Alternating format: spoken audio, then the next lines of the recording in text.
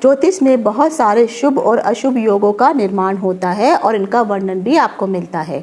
इन योगों में आपको अगर शुभ योग हैं तो आपको सफलता मिलेगी, कीर्ति, यश, समृद्धि, सुख, ये सब चीज़ें मिलती हैं। और अगर आप कोई अच्छा काम करते हैं तो उसमें भी आपको उन्नति प्राप्त होती है। लेकिन उन्हीं में से कुछ योग ऐसे हैं जो बुरे योग होते हैं, उनको अशुभ योग कहा जाता है। और उन्हीं अशुभ योगों में से एक योग होता है ज्वालामुखी योग। ज्वालामुखी योग में अशुभ योगों के अंतर्गत इस योग को गिना जाता है और इस योग में कोई भी शुभ कार्य करना नहीं चाहिए। शास्त्रों में तो यहाँ तक कहा है कि शुभ कार्य आरंभ तो नहीं बल्कि कोई भी महत्वपूर्ण कार्य भी आपको इस योग में नहीं करना चाहिए। यदि कभी कोई व्यक्ति गलती से, उसको पता नहीं है कि ये योग चल रहा है और वो अगर ज्वालामुखी योग में कार्य करता है तो कभी भी उसको उसके कार्य में सफलता प्राप्त नहीं होती है और हमेशा सफलता को लेकर के संदेह बना रहता है।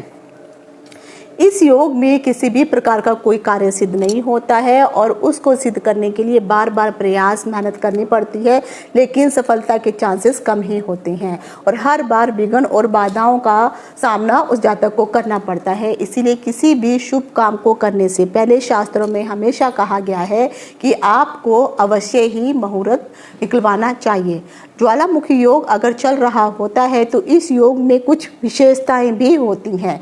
यदि यह योग शुभ काम के लिए खराब है तो वहीं पर शत्रुओं पर विजय पाने के लिए इस योग को शुभ माना जाता है। और दुष्ट प्रवृत्ति के लोग या दुष्ट प्रवृत्ति के जो शत्रु इत्यादि हैं, इन योगों में अगर आप उनके ऊपर किसी प्रकार का कोई प्रयोग करना चाहते हैं तो उसमें आपको सफलता प्राप्त होती है।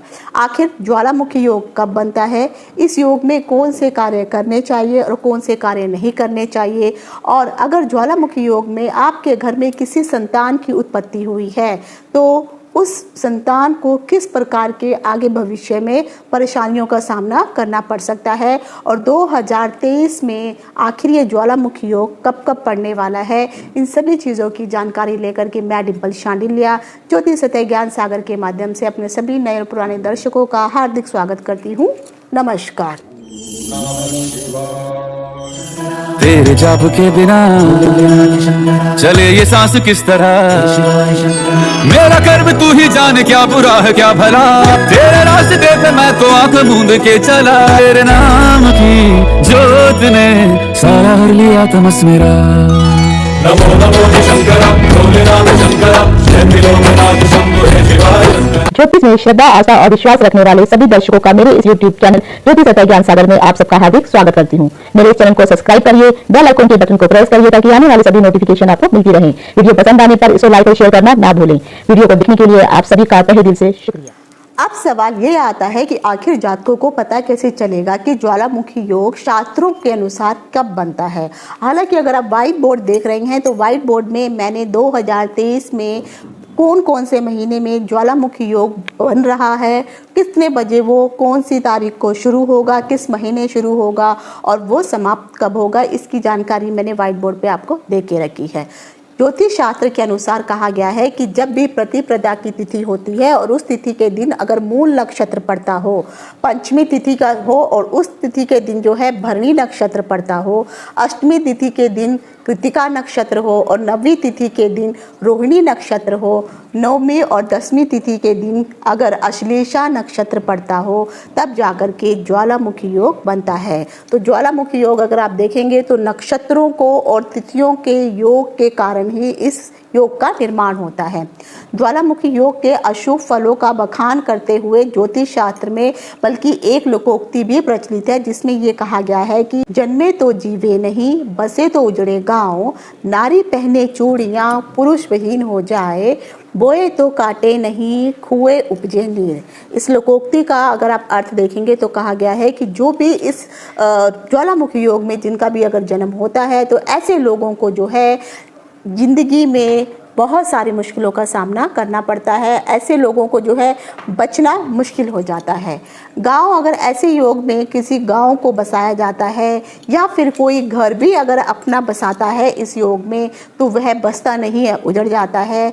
सुहागन औरतों को कहा गया है अगर नारी इस दिन जो है इस योग के दिन अगर चूड़ियाँ पहनती हैं तो ऐसी औरतों को विधवा का योग प्राप्त होता है, वह पति विहीन हो जाती हैं। और अगर आप इस अशुभ योग के दिन फसल बोते हैं तो बोई हुई फसल आप काट नहीं सकते हैं। और शास्त्र में यहाँ तक भी कहा गया है कि अगर आप इस दिन जो है कुएं को पानी प्राप्त करने के लिए कुएं को खोदते हैं तो आप उसे खोदते रह जाएंगे, उसमें आपको पानी नहीं मिलेगा। तो इस लोकोक्ति का मतलब जो है ये यहाँ पर शास्त्रों में बताया गया है। लेकिन कई विद्वानों का ये भी मानना है कि यह लोकोक्ति जो है अतिशयोक्तिपूर्ण है। अतिशयोक्तिपूर्ण का अर्थ होता है कि इसके बारे में बहुत ही ज़्यादा बढ़ा चढ़ा करके बताया गया है। लेकिन ज्योतिष शास्त्र में इस ज्वालामुखी योग के अशुभ प्रभाव को नकारा बिल्कुल नहीं गया है। यहाँ तक विद्वानों का मानना है कि इस योग में मिलने वाले जो भी अशुभ फल होते हैं वो तो आपको मिलते ही मिलते हैं। कई प्राचीन ग्रंथों में अगर आप जो ज्योतिष के हैं उनमें भी अगर आप पढ़ेंगे तो उसमें भी आपको ज्वालामुखी योग के भयंकर प्रकोप के बारे में बताया गया है। यदि किसी बच्चे का जन्म ज्वालामुखी योग के दिन अगर होता है तो उस बच्चे को अरिष्ट योग हो जाता है। यहाँ पर अरिष्ट योग का अर्थ होता है कि एक ऐसा योग हो जाता है जहाँ पर जिंदगी भर उसको उस रोग के कारण जो है मुसीबतों का सामना करना पड़ता है।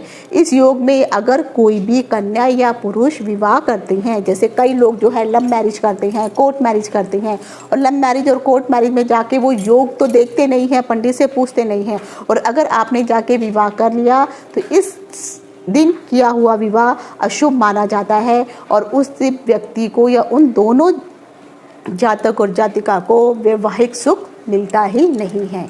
यदि इस योग के दिन अगर आप कोई खेती बाड़ी इत्यादि करते हैं, फसल लगाने का काम करते हैं, तो उस समय आपको उस खेती बाड़ी में किसी भी प्रकार की सफलता प्राप्त नहीं होती है।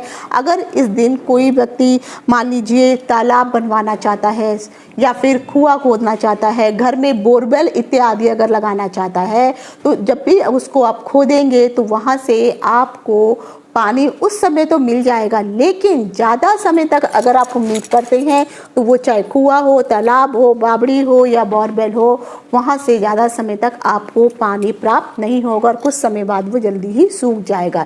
यदि इस योग में कोई व्यक्ति बीमार पड़ जाता है तब भी वह काफ़ी समय तक उसको इस बीमारी के कारण जूझना पड़ता है। और जैसे मैंने कहा कि इस योग में अगर जिस बच्चे का जन्म होता है तो क्योंकि पिछले जन्म के कर्मों के कारण उस बच्चे को इस जन्म में उन कर्मों को भुगतना होता है, और वो ऐसे माता पिता के यहाँ पर जन्म लेते हैं कि उन माता पिता को भी अपने पिछले जन्म के किए हुए कर्मों का भुगतान भी उस बच्चे के द्वारा उनको करना पड़ता है। इसीलिए शास्त्र में कहा गया है कि कभी भी किसी के साथ धोखाधड़ी जो है चोरी इत्यादि या फिर किसी की ज़मीन हड़प लेना, पैसे हड़प लेना या अन्य प्रकार के कोई भी ऐसे कार्य ना करें जिससे अन्य व्यक्ति को आपके किए गए कृत्यों के कारण जो है उसको कोई दुख या चोट पहुँचे। तो क्योंकि ऊपर वाला सब नोट करके रखता है, उसको सब पता है, तो वो जो भी आपने गलत किया है वो तो किसी न किसी रूप में आपको वो अशुभ फल तो प्राप्त होगा ही। वो ईश्वर के हाथ में है कि कब आपके पुण्य का घड़ा खत्म होगा और पाप का घड़ा जब भर जाएगा तो वो सारे जो आपने कर्म बुरे कर्म किए हैं वो किसी न किसी रूप में आपको प्राप्त होने लगेंगे।